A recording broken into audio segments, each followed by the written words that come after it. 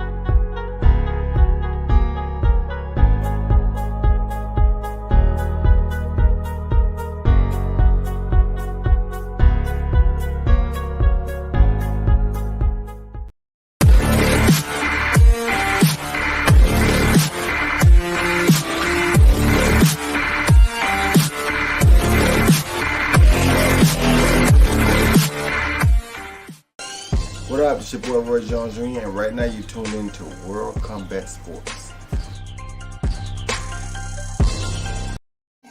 Yo, once again, it's Friday in the building.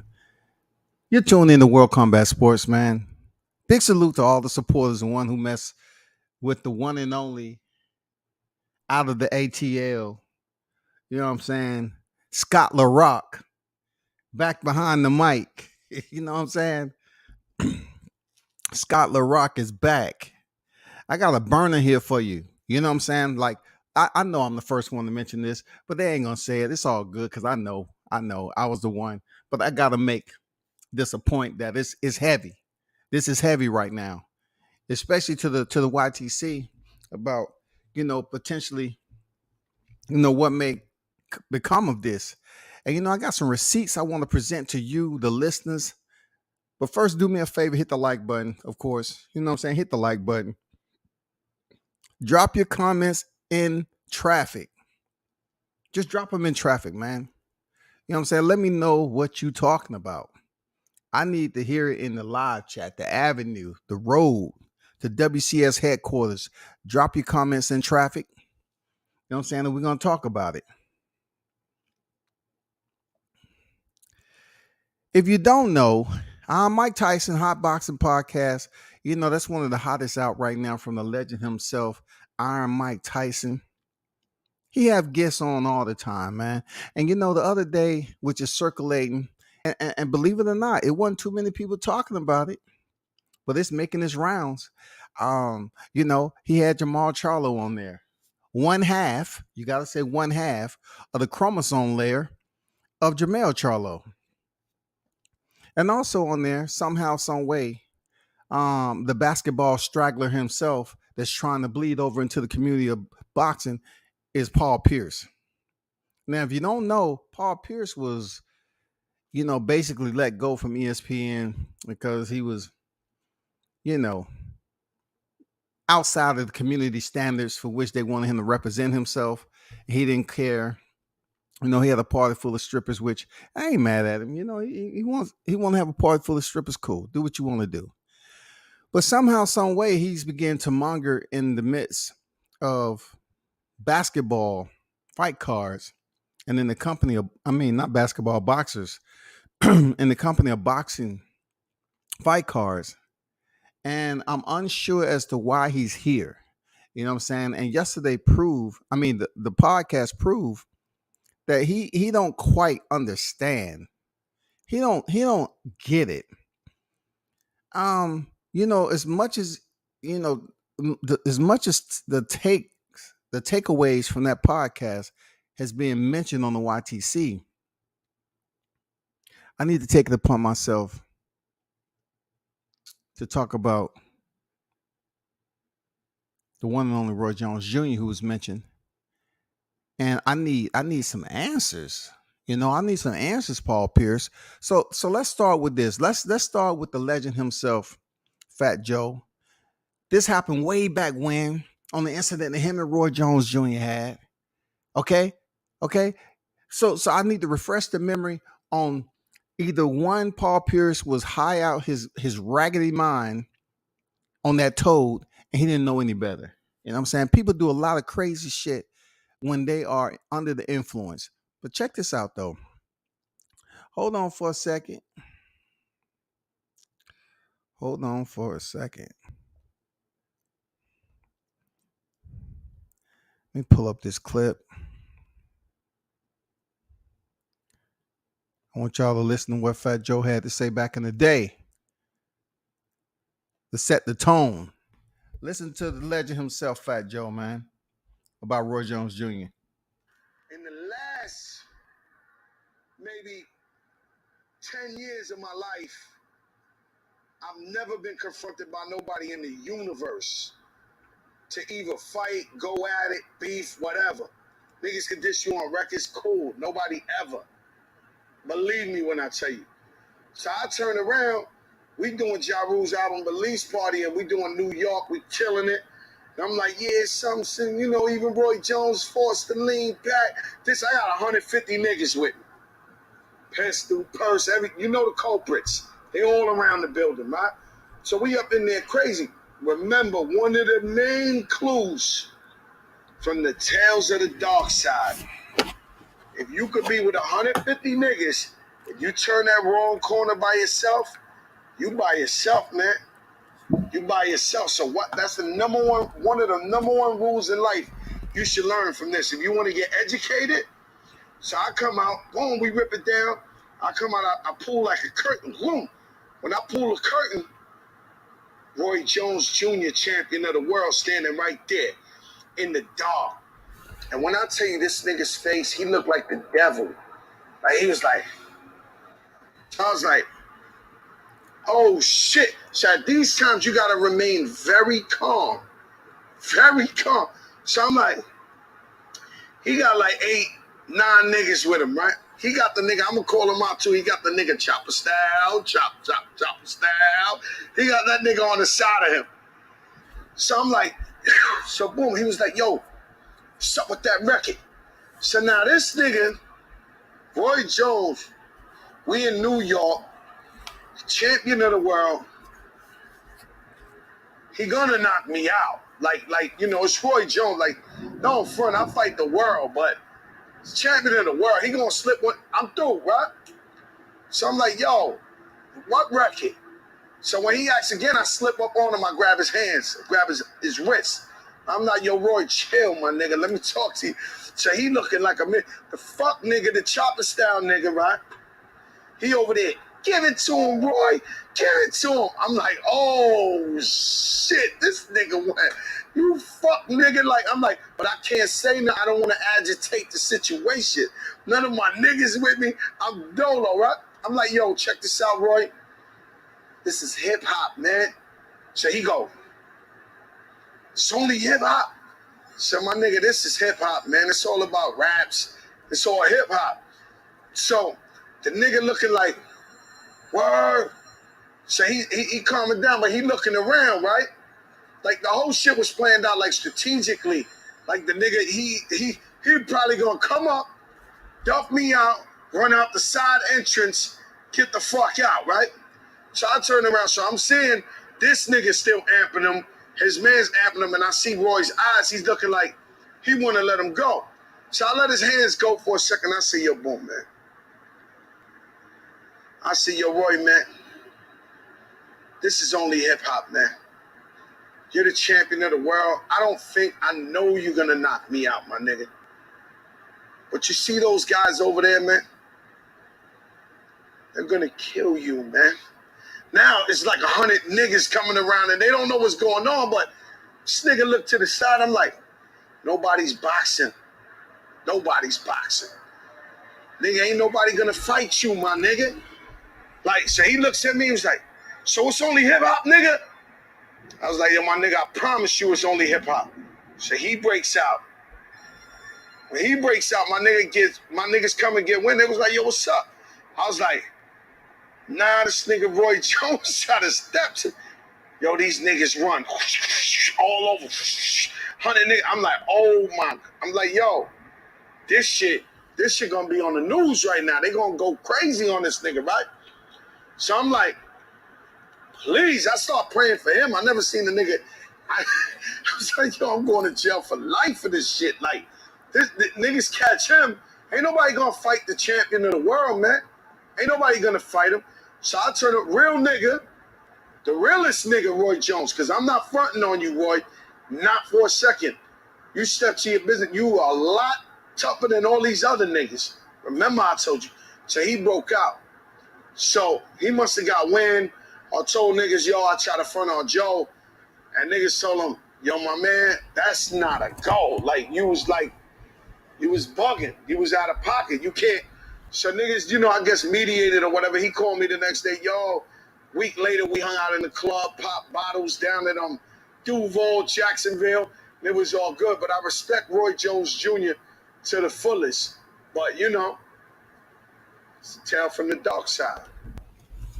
Paul Pierce, he ain't hooping, bro. I know you feel some type of way that Roy Jones was able to shoot and play in a basketball game before he went in there and fought. But in this scenario, he ain't hooping, bro. Just like Fat Joe. Them cats ain't boxing. Shout out to Michael Williams Sr. in the building. What's good, man? Andrew Charles on deck. What's good with you? I mean, played the clip from yesterday because I'm trying to gather more mental content to fathom how Paul Pierce could bring himself to speak on somebody like Roy Jones Jr. Like, never in my lifetime when I was coming up in the sport when Paul Pierce was actively on the court, right? I never seen him and Roy Jones hanging out. I never seen Roy mention him.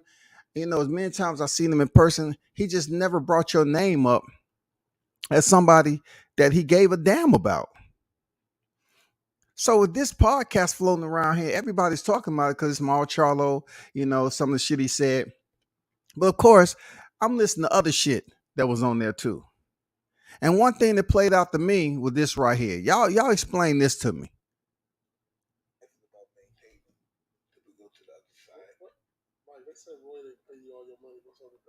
I don't care. I'm not mad at you. Want me to call the homies up? No. I don't want nobody getting hurt with me with no money. No, it's not worth it. No, fuck that. It's not. Trust me. Let us get you. No. Fuck that. Trust me. Okay, you heard Paul Pierce say "fuck that" twice, right? So for Tyson, he immediately said, "No, he don't want nobody getting hurt over him and money." Mike Tyson turned it down right there. It's not that Mike Tyson's, some scared individual. We know Mike is all about the chaos and mayhem that exists on the darkest side of life. We understand Mike is about that. But what the fuck does Paul Pierce have to do with this situation? I tell niggas all the time, don't get yourself involved in a situation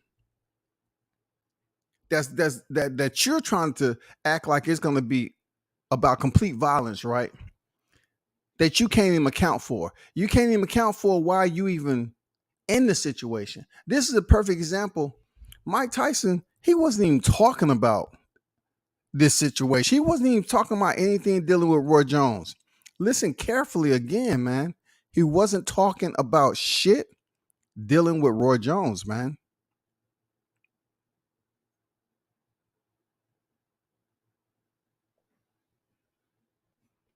We're gonna have to, right? We got you, OG. No. This happy existed, man. I don't care about that stuff. You gonna fight again? I don't know. Jake Paul. Hold on for a second. This is about maintaining till we go to the other side. So basically, Mike Tyson said it's all about maintaining before we go to the other side. Mike Tyson is in his toad relief, toad / ayahuasca / psychedelic / whatever he got in that strand that he's smoking on. He's out there. He's feeling good. Mike Tyson is just being a peaceful person right now. He ain't talking shit about no violence, no nothing. But here come Paul Pierce. For some reason, I'm not even clear as to what he believed Roy Jones was, like a top amateur fighter. I don't know if he ever believed that Roy Jones turned professional at that point in time. I don't know if he understands the history between what happened between Fat Joe, who made a song and say Roy need to lean back. He was forced to lean back, rather. I don't know if Paul Pierce did his research on any of that because he's supposed to be a part of the culture. But for him to speak on it the way he did, in the manner for which he did, I'm trying to put something as an excuse. I'm trying to give him a benefit of the doubt. Like, did he smoke the toad? Was the toad hopping around in his empty ass brain? And maybe the toad was flopping around in there and caused him to feel, a little bit awkward. You know what I'm saying? He wasn't quite sure about his coherency at the time. You know what I'm saying? For him to come out his mouth and say, "Do you want me to call the homies on Roy?" Like, listen to this again.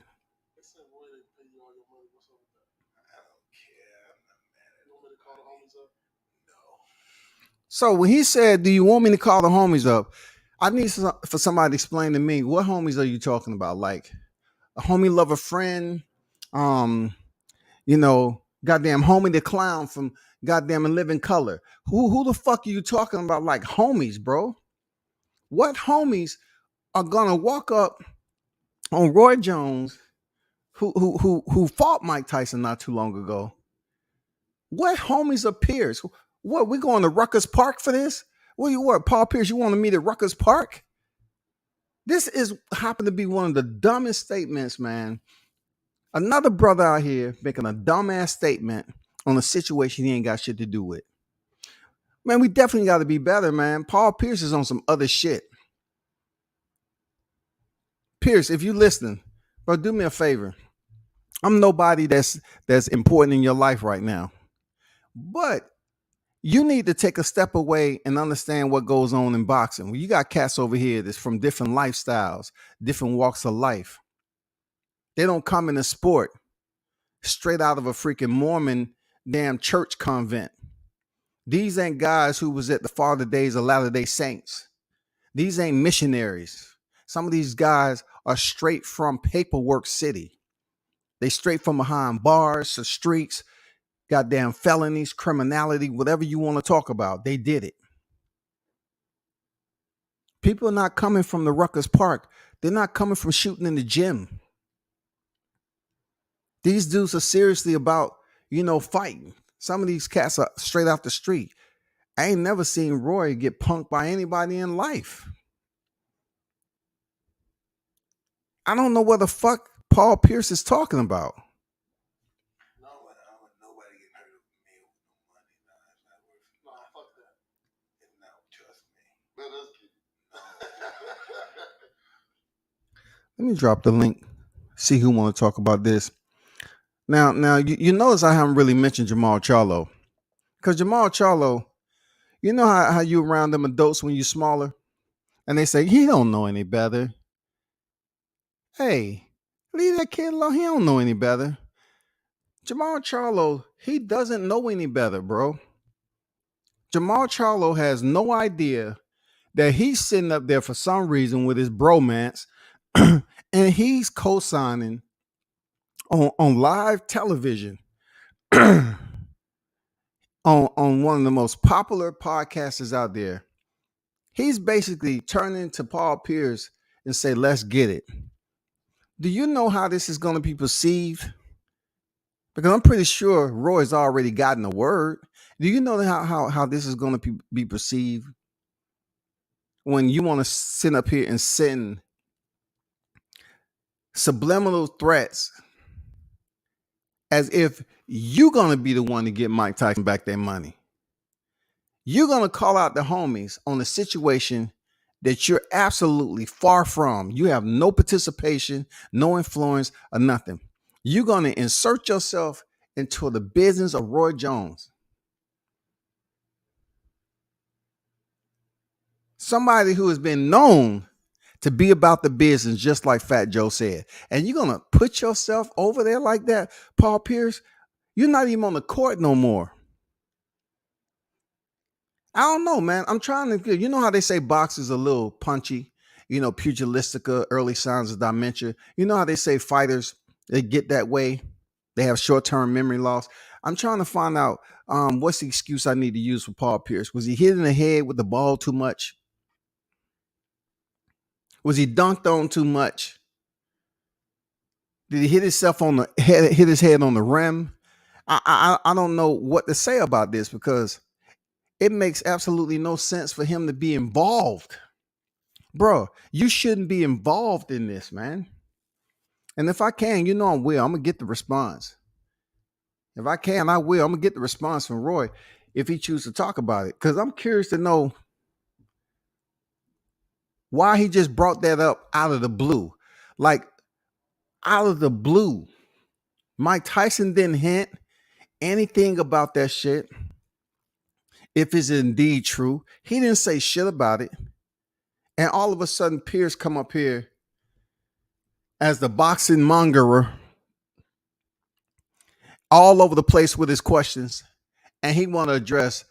They said Roy didn't pay you all your money. You want me to call up the homies? See, that's how people get hurt, man. For real talk, that's how people get hurt. I'm not even gonna lie to you. That's how people get hurt. I spoke to Roy last night. He's well aware of the bullshit that Paul was talking. Interesting. So Roy Jones is fully aware of this situation.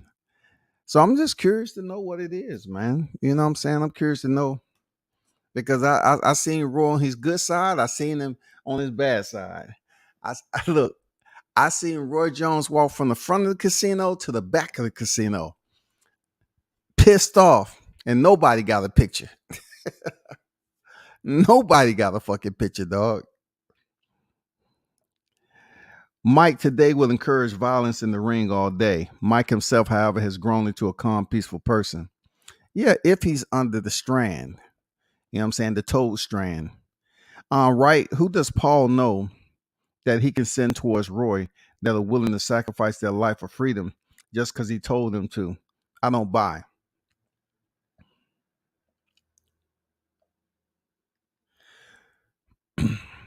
Put it this way to Andrew and everybody listening. Do you remember Charlo was up there saying that he had dudes that do life for him? You know what I'm saying? Look, in some of these crowds, in some of these circles, right, they do have individuals that's all about the carousel of life. You know what I'm saying? They're all about the carousel of life.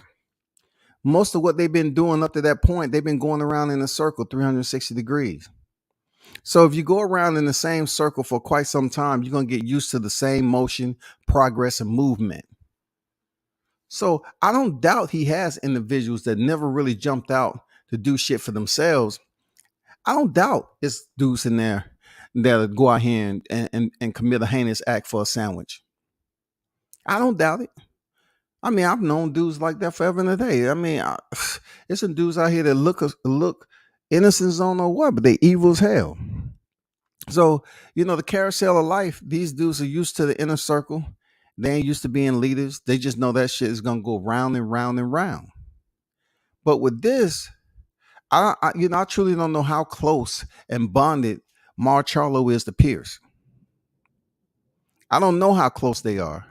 But what I can tell you is that Maul say, let's get it. So Maul is inserting himself into the equation, which tells me once again, they really don't respect boxing at all. Charlo brothers really don't respect boxing. Because if they respect boxing, they will understand it's more boxers out here that's more a lot crazier than what they are. And then you have people like Jermall Charlo says he has 5 kids, 4 boys and 1 daughter, right? So you willing to sit up here and say, let's get it, and neglect the fact that you have family at home? Are you that dude? Your mental battle space says, forget everything. I'm blacking out. I'm going over here mentioning somebody just as crazy. You're going to put in work on a situation with someone that's absolutely talking foolish as he possibly could in Paul Pierce. saying the dumbest shit ever. And you're going to say, with what you have right now, your family and stuff, you're going to co-sign with somebody like Pierce. You have all that workload at home. You know what I'm saying? You even said you have all your kids with the same woman, which is commendable. You know what I'm saying? But yet you get on here and say dumb shit. It's people talking about that damn podcast all for the wrong reasons. But when you mention co-signing what Paul Pierce said, that has to do with calling up the homies to, let me assume you're going to check Roy Jones, you're going to send people to his compound. Go ahead. I like to see that. I like to see, that footage. Y'all gonna catch him down in Pensacola? I mean, what you gonna do, man? Because you got to be willing to understand one thing. Roy already understands what's out there. See, when he went up on Fat Joe didn't even know he was on site. That's why Fat Joe said, hey, back then Roy was still in a swinging mode. The impulse is swinging. Just a snap. That's it. It's on and popping. Fat Joe had to reach out and grab his wrist and say, hey, Roy, listen. And he wanted to have a conversation and explain it was just hip hop. But what I'm trying to figure out is he already knows what's going on. Like, where are your homies supposed to go with Roy Jones? Are your homies really trying to do what is going to happen for the money that you believe you should go collect? What you gonna do? Like, what they gonna do? They're gonna pull up with firearms? What are they gonna do? Pull up in numbers? Because I look at it in a sense that if you're not willing to kill somebody in that moment, and you're trying to say you're gonna go over there and do what? What are you gonna do? Yell and scream? What is the plan, bro? If you're not gonna kill the man, dang thunder, that bass. That's what I'm talking about. The sky has spoken. If you're not going over there to do something extreme, what do you plan on doing? You're not gonna put hands on them and get away. You know what I'm saying? You're not gonna put hands on them and get away. What are the homies supposed to do? Black people, my people, why do we sit up here and talk like this and insert ourselves to be accountable in a situation that we can't account for? When it all comes down to it, I want to brush this shit off and say, you know what, Paul was just talking or whatever. But he said, fuck that twice. Like, he's about that thug life tatted on his chest, bro. What is these dudes saying out here, bro? Like, this dude is talking as if he got a thug life tatted on his chest. He's going to call up the homies. What homies? Who's going to go browbeat and bully Roy Jones Jr. in life? And tell me, hey, man, you don't know me, but you fought a friend of mine. You did it on Triller. His name is Mike Tyson. And from what I hear, you didn't pay him all his money. And if I'm here now, you already know what it is. I'm here to collect. Now I'm going to give you the sundown. It ain't going to go like that, bro. We need to be realistic on what we're listening to. Like, I commend Mike Tyson for being in a different mindset, just being cool, not impulsive, just being relaxed in his response. But then you sit up there and take your right hand and place that motherfucker all the way over your left shoulder, and you swing back and backhand the shit out of Paul Pierce. And then you goddamn let that hand go in motion all the way back over your right, behind your right shoulder, and you come back palm first. And you keep on slapping Paul Pierce, and you say, dude, are you okay? Did that toad have your ass hopping around here trying to be somebody you're not? Because you just threatened somebody that I'm sure is about that smoke.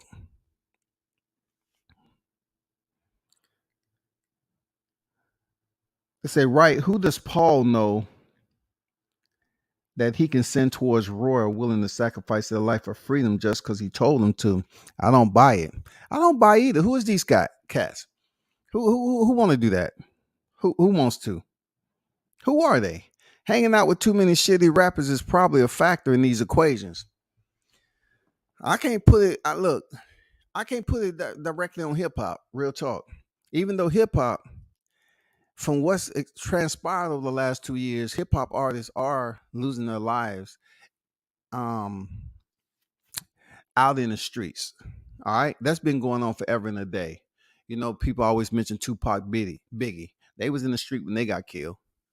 But my point is, you can hang out with individuals, right? But yet you still have to have your own sense of discipline. You know, you have to make your own decisions. You have to be smart enough to know that, you know, the repercussions I'm going to get from this, and this is not beneficial to me right now. I'm going to lose everything. But when you're on here saying something serious, we grown fucking men, right? You're saying something serious like, hey, Mike, they said Roy didn't pay you all your money. So you mentioned Roy's name, and now you're saying that he backed out on a deal. Now you putting his character out there. You putting all this shit out here, right? And even after Mike, you know, gave you the most calmest response ever, you want to further escalate it and say, nah, fuck that. Fuck that. He said it twice, man. Like you said fuck that twice. So to me, you're basically solidifying that you want to be a part of a situation you have absolutely nothing to do with. You know what I'm saying? You want to be a part of the Wild Wild West. You want to be a part of violence and mayhem that you're going to experience. I mean, I just got this question for Paul. Are you going to be there when your homies pull up? Are you going to be there to be the spokesperson, the mouthpiece? Are you going to be there though? I just want to know, are you going to be with them, or are you going to make the phone call and you're going to then put the Zelle in action? You green up the Zelle and you're going to wait for them confirmation. And of course, this day and time, what they do, y'all, they tell you to basically fire up your mobile phones and put it on camera. So I'm just wondering, Paul Pierce, are you going to be there? Are you going to be there as a spokesperson to direct Roy Jones to do what you want him to do? Because that's going to be a miracle. Like, I really have to see this play out. But really, my whole point for talking about this video was just to highlight the stupidity and foolishness of Paul Pierce.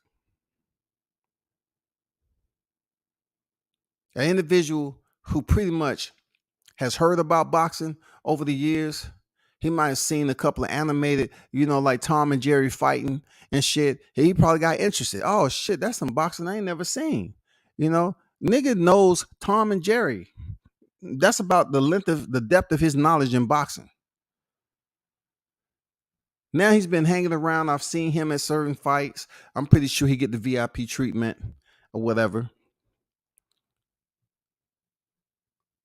But I can guarantee you this. If I see Paul Pierce, I want to ask him about this. If it ain't already cleared up. If it's already cleared, cool. But if I see him in a fight, I want to ask him, say, Paul, you know, what is going on with the situation with you mentioning Roy Jones' name? And what does call up the homies mean exactly? Like when it comes to that situation, that topic of discussion, like what does that mean? What are you trying to imply? Calling up the homies to go talk, calling up the homies to go up here and enforce, calling up the homies to go rob and steal. I mean, what should Roy Jones prepare himself for when it comes to the Pierce Brigade? You know what I'm saying? What should he be prepared for? See, this guy's up here talking. You know what I'm saying? I'm trying to say the same thing that God's saying. Like what should we be prepared for right now, dog? Bruce Bruce Gas, boxing and jazz and more. What's good? Salute my brother Scotty. Salute to you, Bruce. You know, that's my whole point in this situation, man. We need to do better with this bullshit because let me go back and play this back again. I want people to understand the stupidity of Paul Pierce and Jermall Charlo, man. Real talk. Because Maul, you know, he has a big family at home. He should be smarter about talking like that when Mike Tyson put him on the spot several times during the podcast. He said, "We want you to fight that Mexican monster." He's telling you, you need to fight that Mexican monster. He even calling him a monster, a more aggressive entity than yourself there, Charlo. A monster, in a sense, is much more powerful and imposing than a lion. When we say monsters, people don't compare monsters to lions.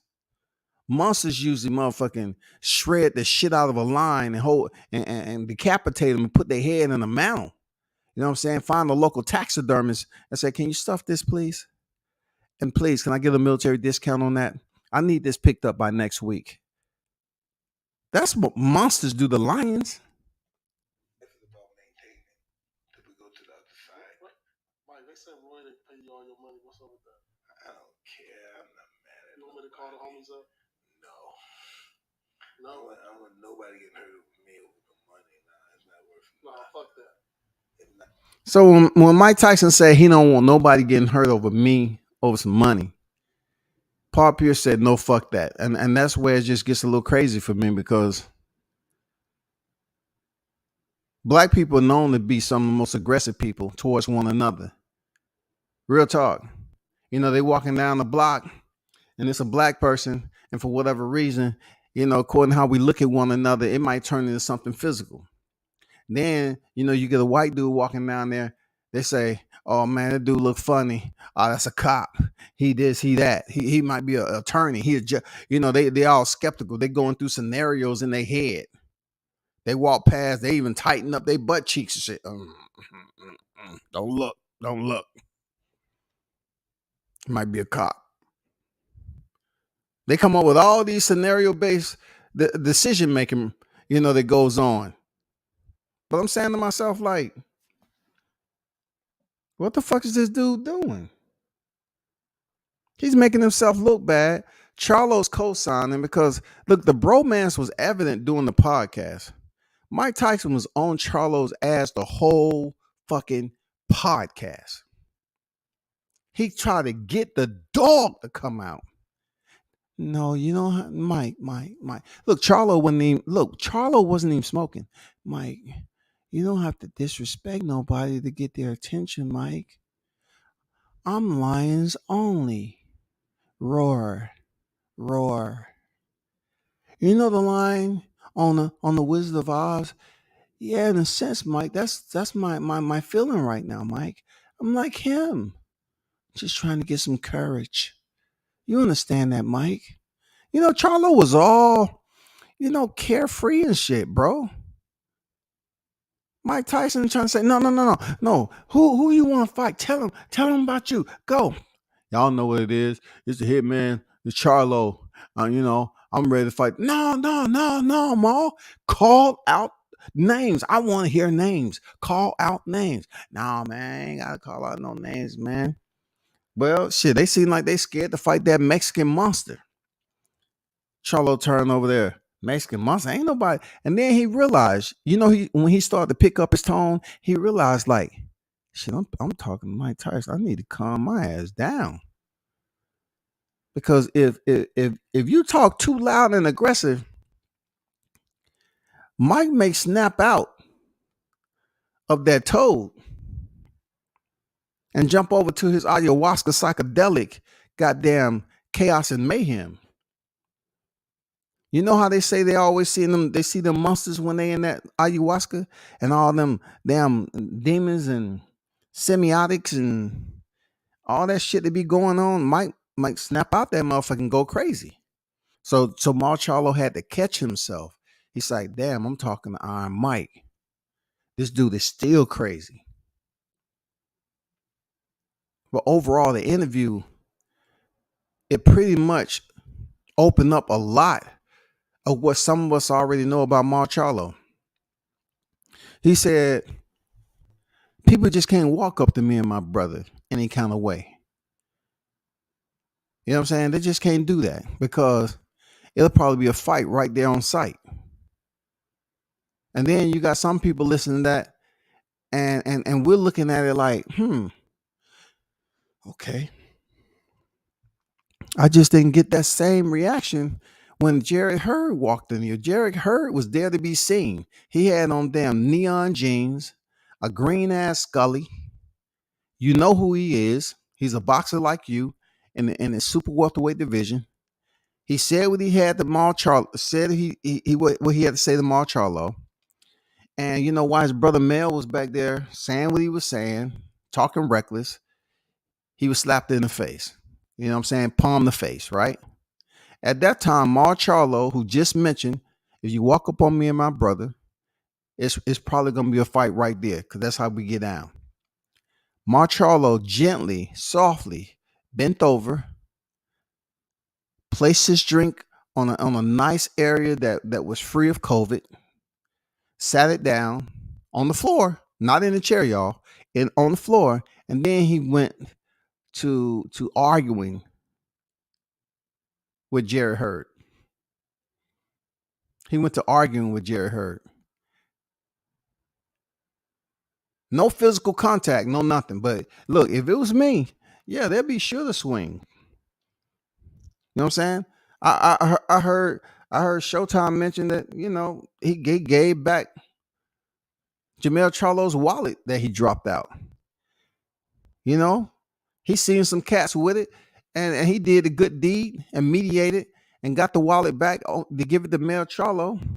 And then, you know, at one point in time, allegedly, he said that, hey, you know, he spoke to him or something, and Mel called him a hoe ass nigga in front of his girl. And he had to go talk that out. So he went down there and in pursuit to check Mel Charlo. Something ain't right with these cats because I'm looking at the lion. I'm looking at the representation. You know, people up here talking about Texas. It's not about Texas, y'all. Because this is the way I think. It's not about Texas when it comes to Errol Spence and the Charlos. It's not. I know y'all gather around them like you represent Texas. But the Charlos from Louisiana. Errol Spence from Long Island. So basically, you represent individuals who have been visiting Texas for quite some time. They're visitors. But back to Mike Tyson, though. Mike Tyson told him about the Mexican monster.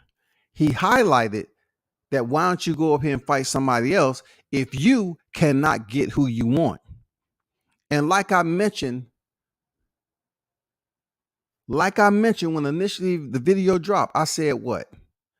Jermall Charlo catch and shoot didn't work. He slipped up and said he was waiting on Canelo. Man. So now I'm thinking to myself, fuck it. We ain't gonna get shit out of Jermall Charlo. We ain't gonna get shit out of him. That's a lucky fight. He probably picked that damn fight sober. Cause he said he liked champagne. He said, oh, you know, give me him, Selecki. Is Prince Ahmed still fighting? No? He can't make 160? Fuck.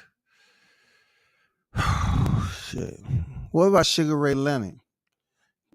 Him? Nope. Damn. Charlo's out here trying to find some people that don't make any sense, man. He slipped up and said he's waiting on Canelo. Charlo said he's waiting on Canelo. He failed at the catch and shoot when it came to his recall memory. He wasn't quick enough. He's going to be waiting. We ain't going to expect him to fight David Benavidez because with Lions Only, I don't know what Serengeti he's from. It must be, like Showtime said, he must be domesticated zoo lion because he's not going on the hunt talking about, well, David Benavidez, he should be competing at light heavyweight, cruiserweight. He's too big for that division. But I look at it like this: you gotta heavy the scales at the weight limit. So if the weight limit is 168, that's what it is. If the weight limit is 169, that's what it is. These fighters walk around at higher weights than their competitive weight. We already know that. But for Mar Charlo, my thing is, why are you worrying about another man's numbers? Like, both of y'all have to make weight. Are you not confident to go in there and just beat him head up? Or you want to make it a point to the public to say, well, if I pick a fight with David Benavidez, he may not make weight. I'm extremely disappointed and dissatisfied, man, with Mar Charlo's interview. You know, because I was looking for that intensity to come out. I was looking for, cock your head to the left and talk that Charlo talk. I was looking for you to give us that damn energy that you want to take risks like Canelo. But I digress. Because when you talk about the black fighters, and you black too, people say you hating. But yet the black fighters don't understand it's quite difficult for any one of them to emulate Floyd Mayweather without taking fights to put you in that position to be the cash cow like Floyd Mayweather. You have to find the opposition. You're not going to find the opposition stepping up to fight Canelo and then say, you know what? That was my Floyd Mayweather fight. I lost to Canelo. So did everybody else.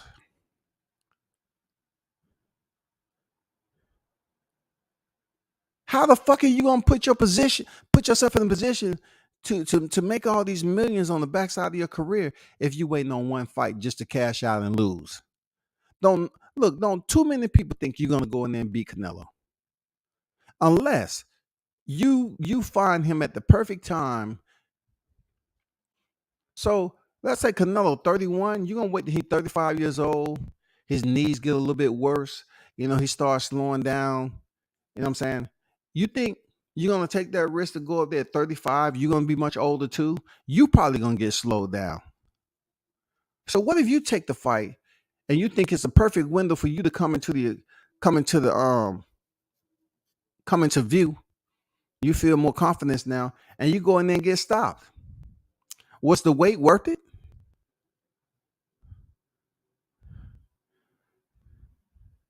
We don't have that many black fighters that's making top dollar.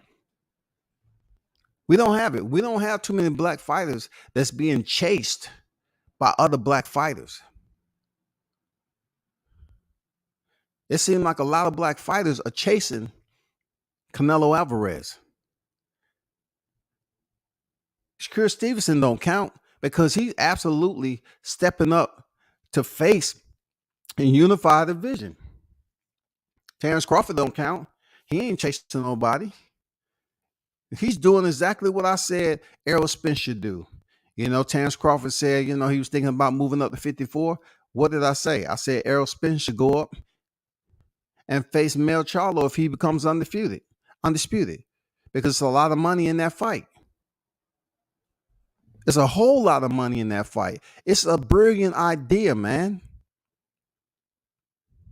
It didn't take me long to come up with that brilliant idea. That's a brilliant idea for the brothers to go over there and attempt to make money if they do it the right way. For Errol Spence to just separate himself from Terrence Crawford for a minute, go fight down Jermall Charlo, win the titles, and then Jermall Charlo get him back. Two-time undisputed at 154. Something his brother would never do in his career. Real talk. Something his brother, Mar Charlo, can never do in his career. It all would have been in-house shit. It would have been something that's productive and brought monetary value to PBC and Al Heyman. In-house, bro. Perfect. Brilliant. Who can fuck with that? Did y'all sit here and witness what Wilder was able to do with Fury? how they was able to fight a trilogy. Did you see how that played out? Why can't it happen with two names that can both build themselves up? Mike Tyson said, if you all about, you know, your brother, allow your brother to eat. You're gonna let your friends starve? You know what I'm saying? Why don't you make money together? But Jermall Charlo's up here talking about they from the same hood. I swear to God, that's some dumbass shit, man. That's some dumbass way to fucking think, dog. We from the same fucking hood. Is the hood going to pay you millions upon millions that you can make with another star name in boxing? No, it's not.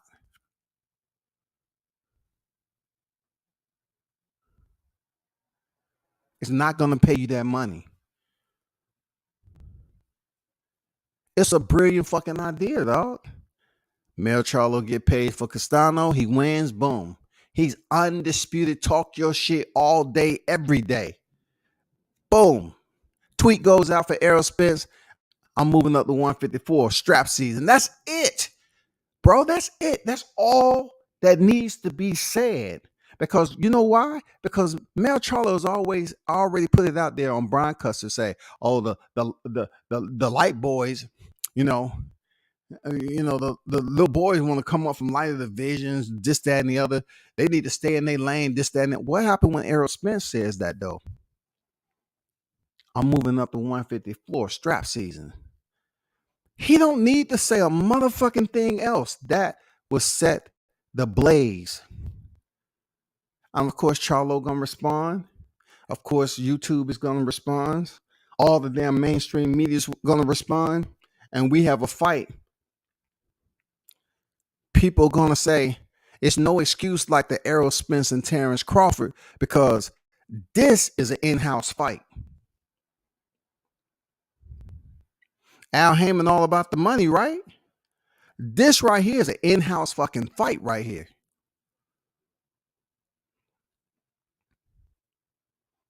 Jermall Charlo, you have to take your second loss. But I'm telling you, we're gonna make some money out of this. We're going for a 2-for-1 special. You go up here, you fight Errol Spence, lose them titles, and then gonna come back for a rematch. We're gonna double up on this, and then Errol Spence can go back down and do what he want with that division. Because at that point in time, he would already. I'm guessing. I'm just giving positive energy here. If Errol Spence defeat Udinese Ugas, positive energy. He is a 3-belt champion. He'll still be the unified champion at welterweight. But how much will it do for his career to go up there while he's unified welterweight champion and defeat Jermall Charlo for his belts? What type of pictures, what type of interviews? Errol Spence will be right back in the pilot seat. You won't be able to tell him shit. And then they got to go back in for a rematch. And of course, Jermall Charlo picks up the belt and becomes 2-time undisputed world champion at 154. He goes down in history. Errol Spence now becomes more valuable to future Hall of Fame talk and conversation because he's the current unified welterweight champion and he was the former super welterweight undisputed champion. Now, if he was to step in there with Terrence Crawford, it kind of levels out. The biasness is going up here that's thinking, well, Crawford ain't did. Crawford's already been undisputed. But now Errol can go ahead and say, I was undisputed too. Now what? Not only does the fight that he just had the momentum for it, regardless if he loses the belts, it filters back down to welterweight for him and Terrence Crawford. Big money fight. Big money fight, shawty. I'm just saying. I'm just saying. I hear y'all chirping that same sentiment out there. I hear you.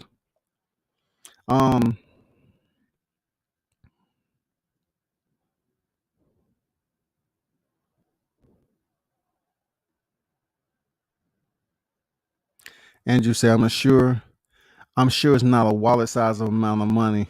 They're gonna have to kidnap Roy and force him to make a wire transfer and directed to Mike's account. Man, good luck with that. Mike was telling him how to become a legend, and Maul didn't want to hear it. I know, right? Stubbornness, man. Brothers being stubborn, man.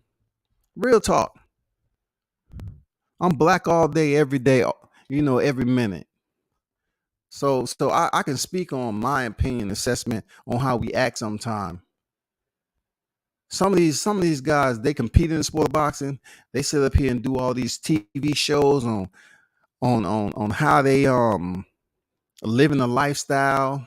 And the Charlos, they known for saying, hey, we broke out here. We can't fuck with them. But yet Tyson is telling you how to be fucking great.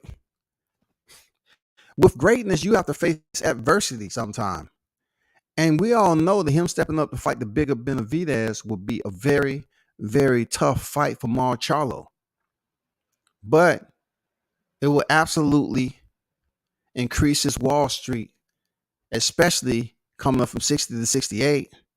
And he's not a PPV star. He goes in there and beat Benavidez. His Wall Street goes up. His value as a fighter increases. Now we're talking a whole different language. If Canelo Alvarez still hasn't fought Benavidez, right? Then Charlo moves up and he beat Benavidez. I'm just keeping a healthy, positive energy. And then Canelo might say, okay, cool, payday, all right, you earned it. Payday. Let's get these contracts signed. Let's send the term sheet over. Let's go. Canelo would be more in tune, and motivated to say, let me go ahead and fight Charlo.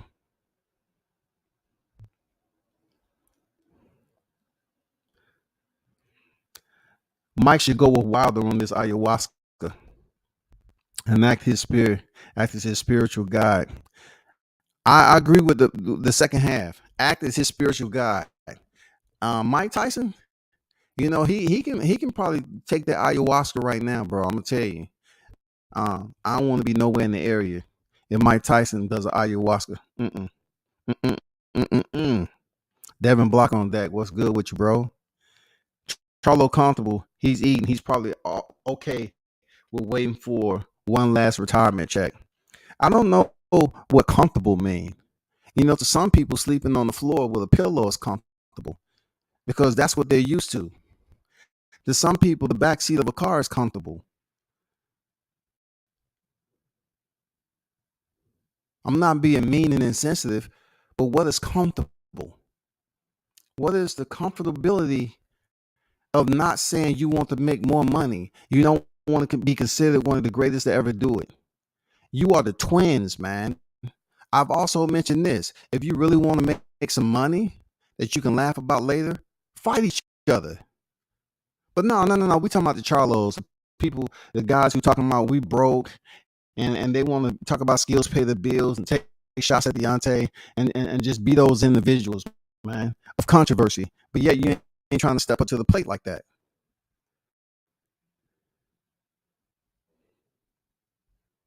I would say Mel Charlo is, though. I cannot slip and not say that, Mel Charlo is making excuses. All I know is at the end of the Castano fight, Mel Charlo was pretty hesitant. We'll call him for the rematch, but he's going back in there for the rematch, man. If it's anything like his rematch with Tony Harrison, it's going to be a damn good fight. And Castano, I don't think he's going to lose any of his Mexican goddamn style of aggressiveness, and he's going to come in there for the slaughter too. That's going to be good.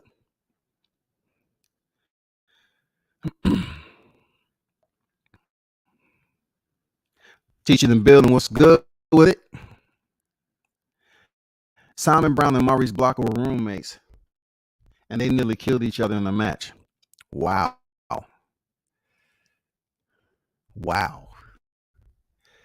Imagine being roommates with a person that you are pretty cool with, but yet go in the ring, and it's far beyond business. That's competition. I don't see the Blocker. I don't see the Simon Brown Maurice Blocker in a lot of these fighters this day and time. I don't see it, man. I just have to tell you where it is. Like, I don't even think fighters really rock like that to want to fight. Like the Charlos can make money fighting each other.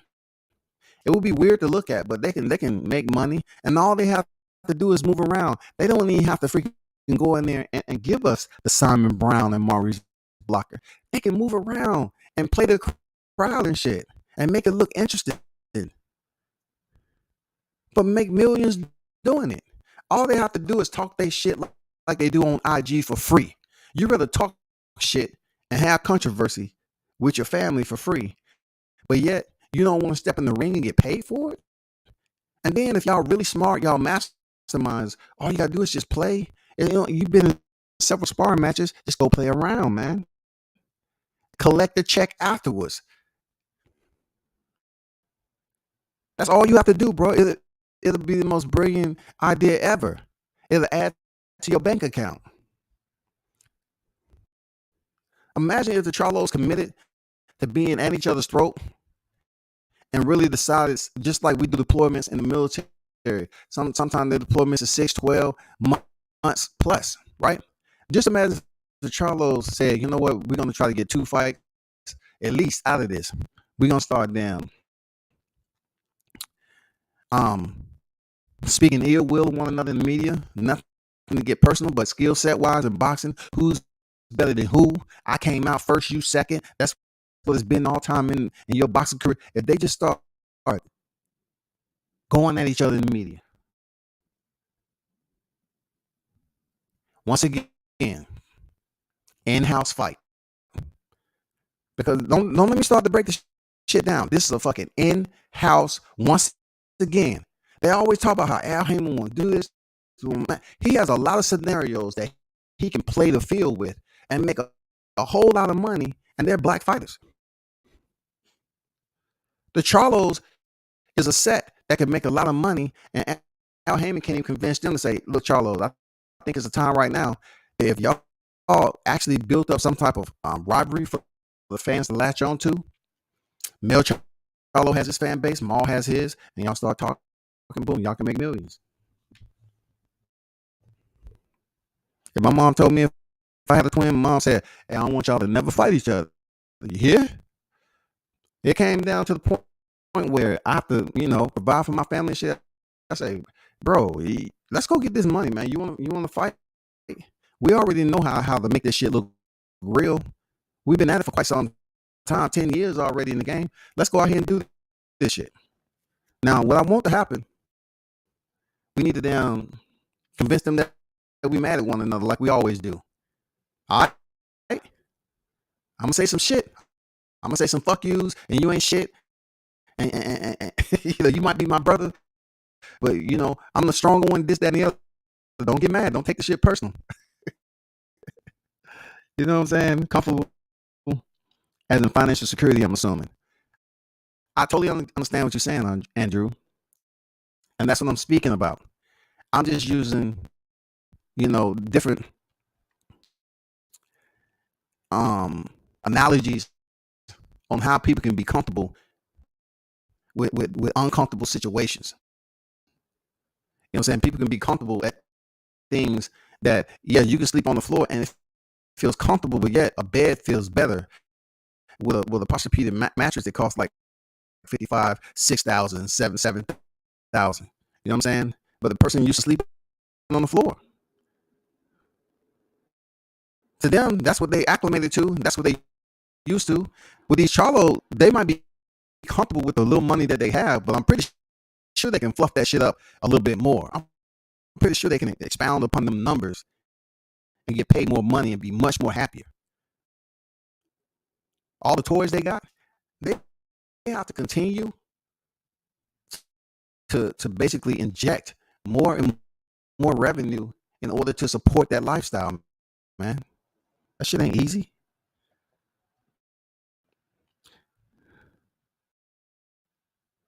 And World Combat Sports, I think this was an intriguing fight back then.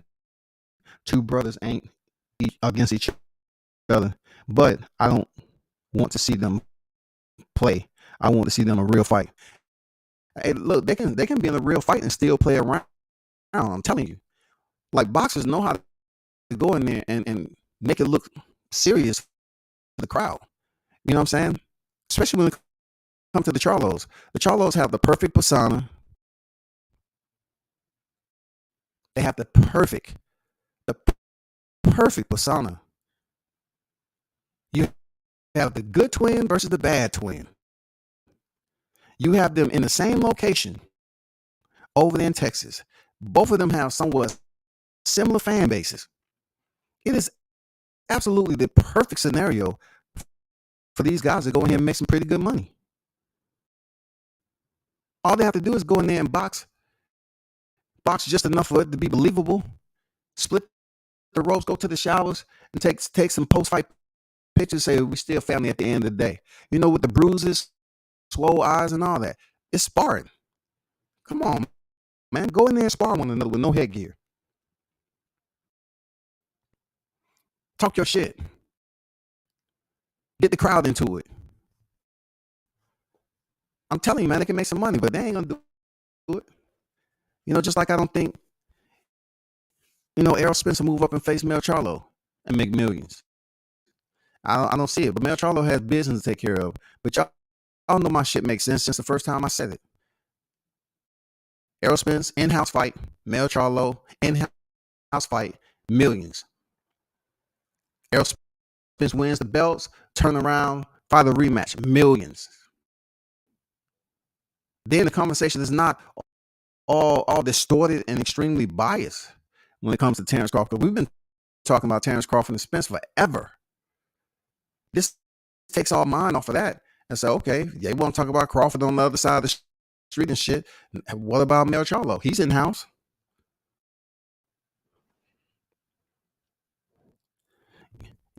Yeah, Andrew, that's what I was saying pretty much. You have to understand, like, I have a habit of providing comparisons. You know what I'm saying?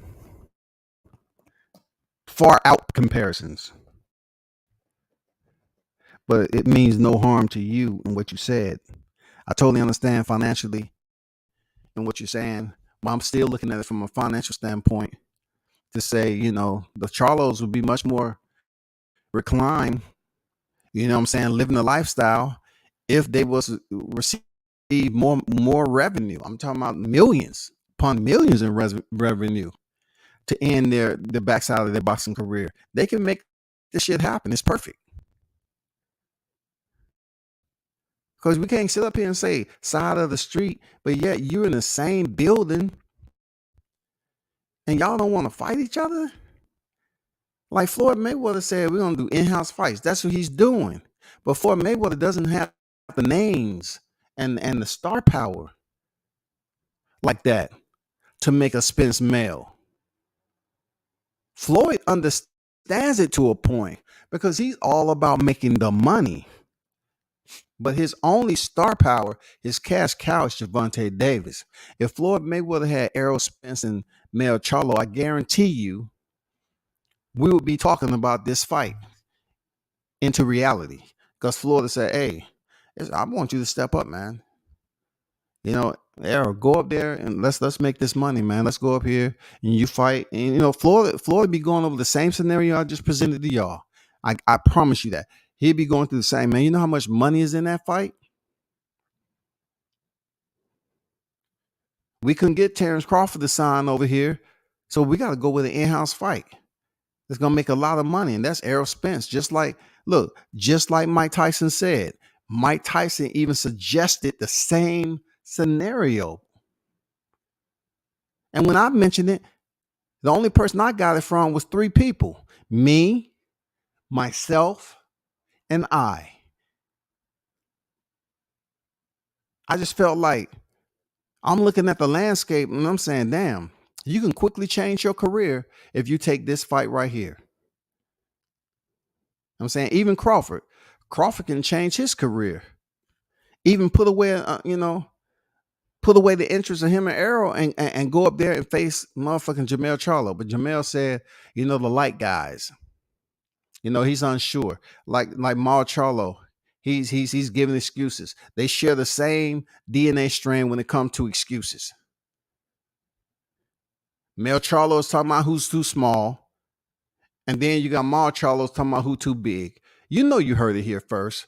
Mal talking about who's too big. Mel talking about who too small. Stop it. Stop, man.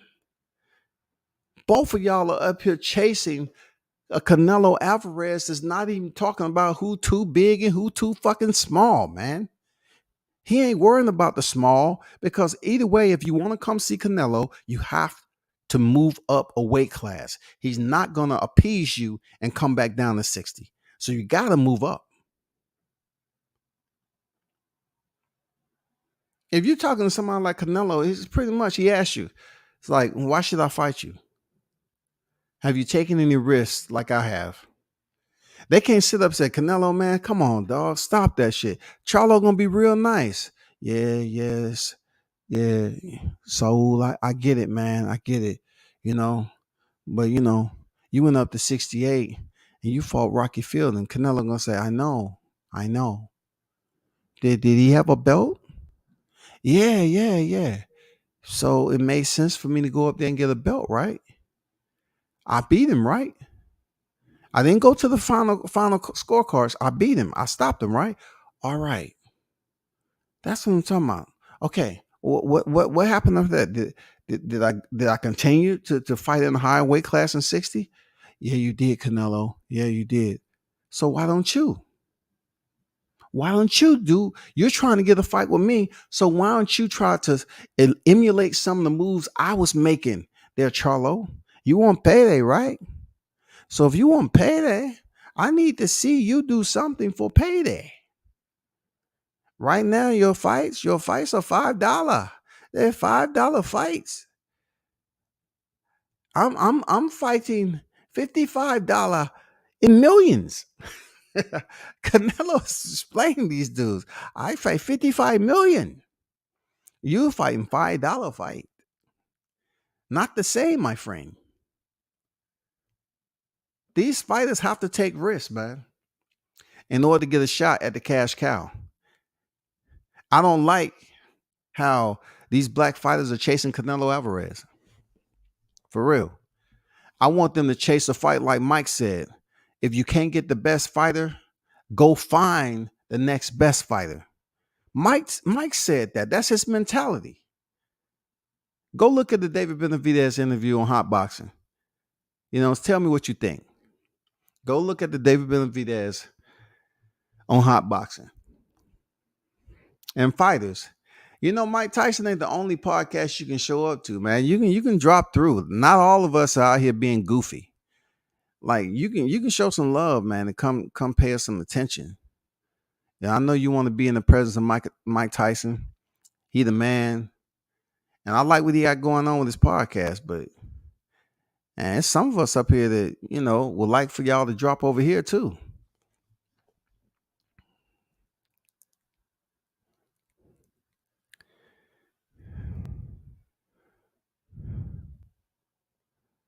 Trust me. Let us get it. No. Fuck that. Trust me. We ain't gonna have to, right? We got you, OG. I'm just happy it existed, man. I don't care about that stuff. You gonna fight again? So Jermall Charlo told Mike Tyson after Paul Pierce had mentioned, and said, "Do you want me to call the homies?" Mark Charlo said, "We got you, OG." What do you think Roy Jones is? I'm just curious. If you calling Mike Tyson the OG, what the fuck is Roy Jones, bro? I had to touch on this before I leave. Like you say, we got you, OG. What do you mean, Mark Charlo? You got him. I mean, I wish I could play the song y'all must have forgot, but clearly, y'all must have forgot. Because if Mike Tyson is an OG, Roy Jones is an OG too. And for you to sit up here and say, we got you, OG, what does that mean exactly? Like, Charlo, you're reiterating that you have placed yourself in the middle of something that's none of your fucking business.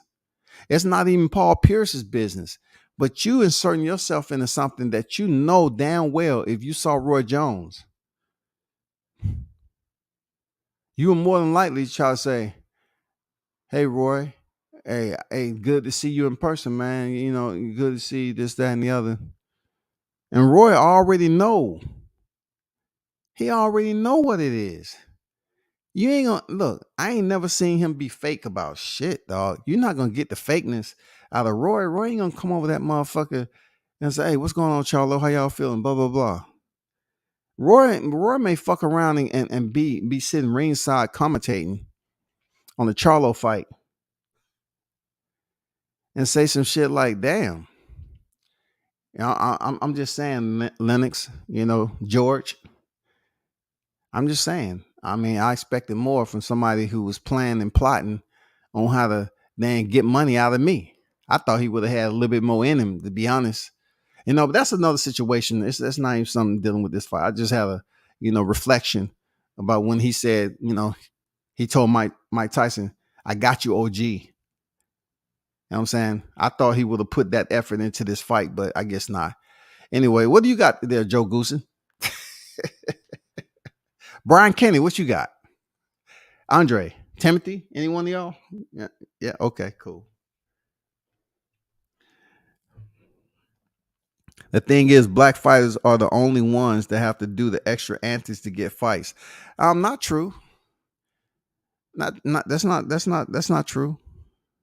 I know we look at it in that perspective, comparable to Canelo, because Canelo don't do any extra shit besides what happened with the Andrade and what happened with the Caleb Plant.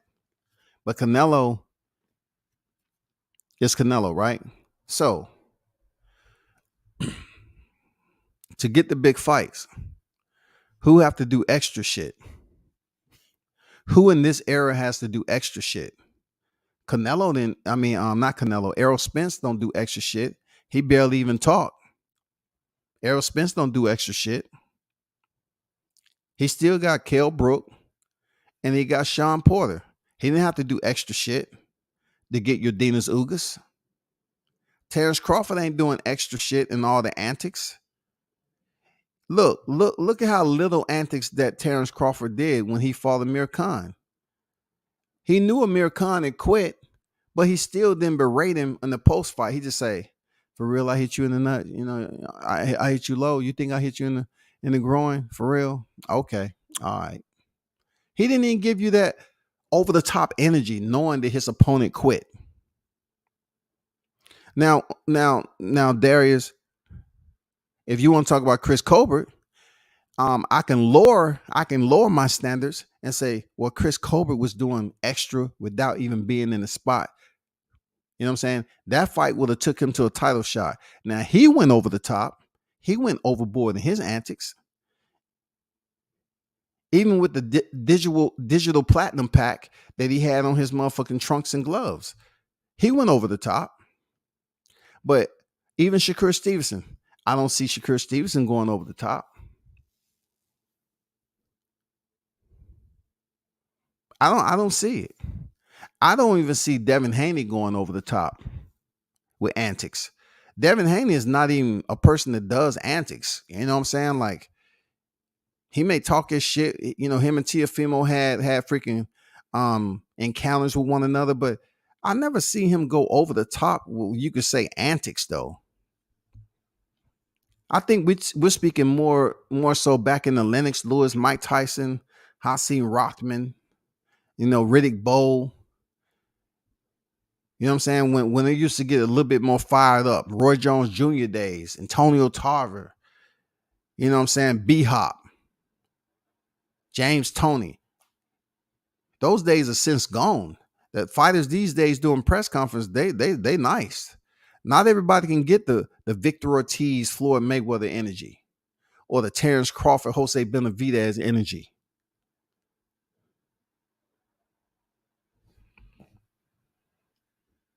In MMA, all the fighters get busy at the face-off, especially in the UFC, all of them.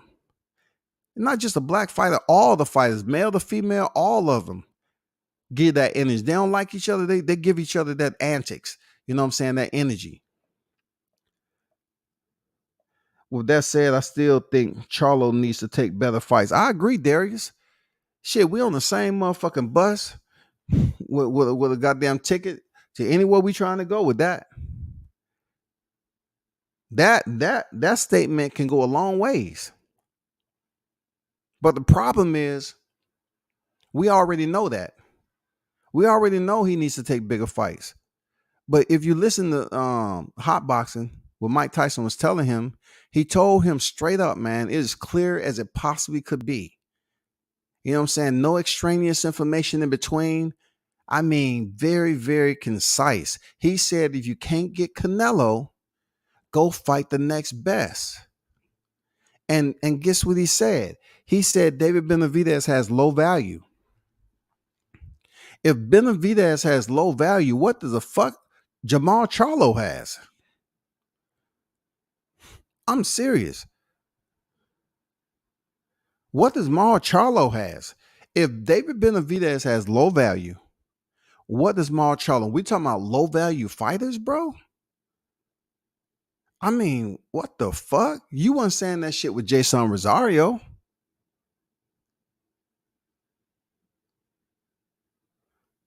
I'm just trying to figure out. Did the reaction of Mike Tyson sit with y'all when Mike Tyson said, "Oh man, you know, he was hitting his legs and shit. Oh god damn." He said, Mike Tyson was saying this. He really wanted to say, "Oh nigga, stop with the bullshit, man. You trying to say David Benavidez has low value for you to step up to 68 and fight him when he's the only champion right now that wasn't defeated for his belt? He lost his belt. Canelo never defeated Benavidez for his WBC title, so it would definitely be a damn step up for him. I mean, I don't want to damn be picky and petty, but how did the process work between Canelo becoming franchise champion and how Charlo received this shit? I'm just curious. I'm not trying to, pinpoint shit, but how did that process work? They say Canelo moved up. I mean, was elevated to franchise champion, so he wouldn't have to face his mandatory, right? They say he was avoiding Charlo. That was the deal. He was avoiding Charlo. But yet the same Charlo is chasing the Canelo. The same Charlo is chasing the Canelo, even after he picked up franchise. Somebody explain that shit to me, bro. Seriously, somebody explain that shit to me. How can Canelo pick up the franchise belt and they say he's ducking, but Charlo's still out here chasing the fighter they saying ducked him at 160? And look, Canelo should pull his card. Canelo should pull Charlo's card for real. Okay, Charlo, move up to 168 and face me. I guarantee it's not going to be no, well, Canelo, he's fought at 175. He's too big. He need to fight at cruiserweight. He should go out there and face Makabu. See how this shit don't make no fucking sense? Canelo has been all the way up to 175, but he's looking at David Benavidez and saying, oh, he's not a true 168. What the fuck is Canelo then? Somebody explain to me, some educated, intelligent human being in the live chat. What weight class is Canelo about to fight at? Can somebody please drop that in the chat? So kindly, could you please do that for me? What weight class is Canelo about to fight at? Please help me out. I'm losing my focus right now. Please, somebody just drop the three numbers of the weight class Canelo is about to fight at. Can you do that for me? Darius Graham, salute. Canelo is fighting at 175, bro. Charlo keeps mentioning David Benavidez should be fighting. He's bigger than 168. He should fight cruiserweight. He's really a light heavyweight, blah, blah, blah. But Canelo is about to essentially face a fight at 175, 2 weight classes higher than Jermall Charlo is currently contending at. And we caught him slipping. I caught his ass slipping. He said he's waiting for Canelo. So what the fuck is it gonna be if Canelo said, you know what, it's time. Let me move up here and face Makabu. Let me scoop up this strap because it's easy work. So him going to cruiserweight, boom, when's that? Charlo still chasing Canelo. Canelo said, okay, Charlo, it's your turn. I guarantee you we won't hear a peak. We won't hear a motherfucking peak out of Charlo. Because it doesn't make sense for us just to overlook the fact that Charlo is chasing Canelo, who is about to fight Dimitri Bivol at 175. Canelo is a light heavyweight right now. He has been a champion already at light heavyweight.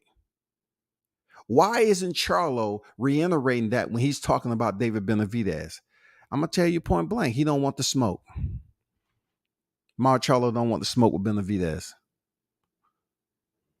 Benavidez wants to smoke with Canelo regardless of what weight class he in.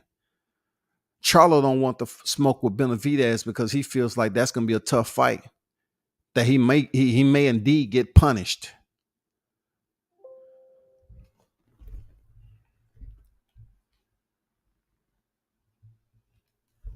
Hold on for a second.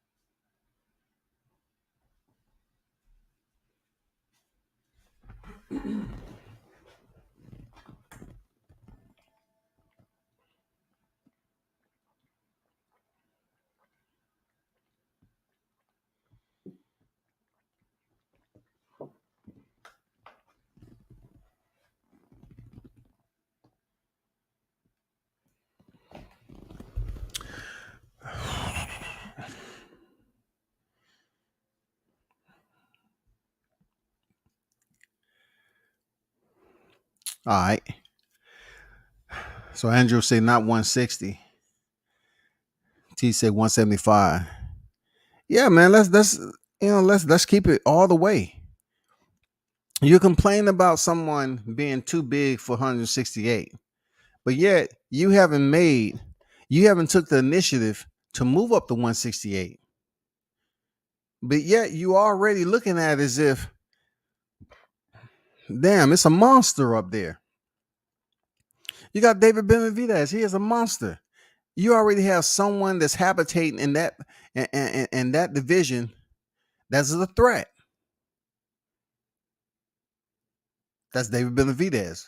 He has an undefeated record. Who else that you know has an undefeated record that's a top tier name at 168? It's not too many because Canelo's beat them all. You know what I'm saying? He's beat them all. So therefore, to the boxing heads, we need to also identify and examine why Charlo isn't using the same energy for Canelo.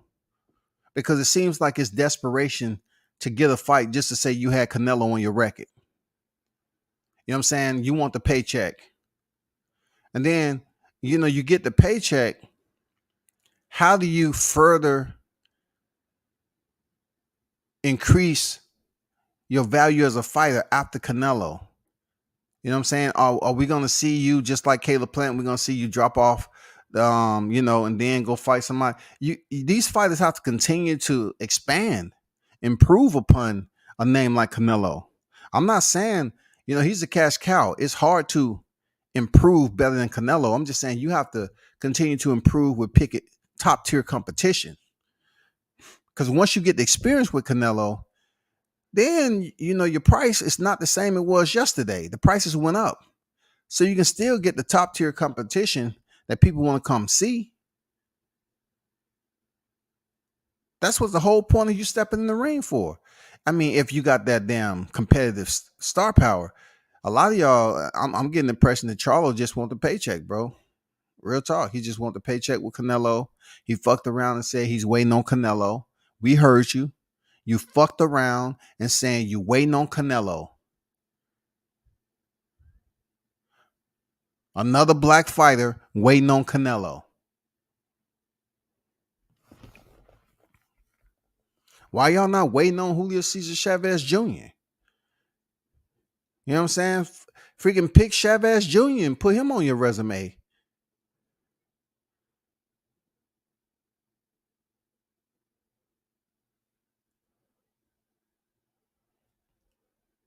Get him before he go over there and face Jake Paul. Because he's about to go over there and get stopped by Jake Paul because the money's right. You know what I'm saying? Get Chavez Jr., who Canelo has already faced, and put him on your record. I don't see y'all calling up Chavez Jr. And then, you know what? I've been very nice. I left Hammy McGee out of the whole conversation. Hammy McGee is a 60-pounder, right? He's in your weight class. We can't make that fight. We can't make that fight right there. Negotiation, difficulties, obstacles. You know what I'm saying? Yeah, it was some behind the scenes thing. We can't make that fight. Hammy McGee is there, man. He's ready. Hammy McGee is ready. You got two Mexicans. I'm surprised Mike Tyson didn't bring up Hammy McGee. Hammy McGee is at 60. You're unwilling to move up to 68 because of the low value in freaking David Benavidez. But yet you're chasing Canelo Alvarez, who is a 175-pounder. He's about to go in there and face Dimitri Bivol, a current reigning champion. You're not making any sense, bro. But man, it's been a pleasure. I appreciate y'all for pulling up, man. I'll be back on a little bit later, but salute to the ones in the chat as always. Andrew, Darius Graham pulled up. Teach, you know what I'm saying? Bruce Gas was in Bruce was in the building. You know what I'm saying? Devin Blocker dropped through. Shout out to Team Michael Williams Jr. Singer was in the building. You know what it is. Shout out to Roy Jones. You know what it is, man. Man, go put some check marks on these cats, man. They talking about calling up the homies on you like you ain't an OG. You know what I'm saying?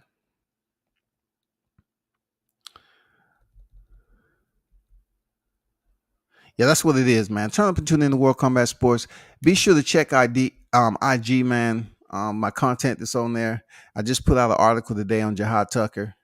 I put out an article 2 days ago on Michael Williams Jr.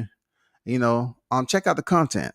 I know I barely say this, but check out worldcombatsports.com. It's been up for a long time. I don't even mention this shit. Facebook, check out my Facebook groups, my YouTube. You know what it is, man. I'm out.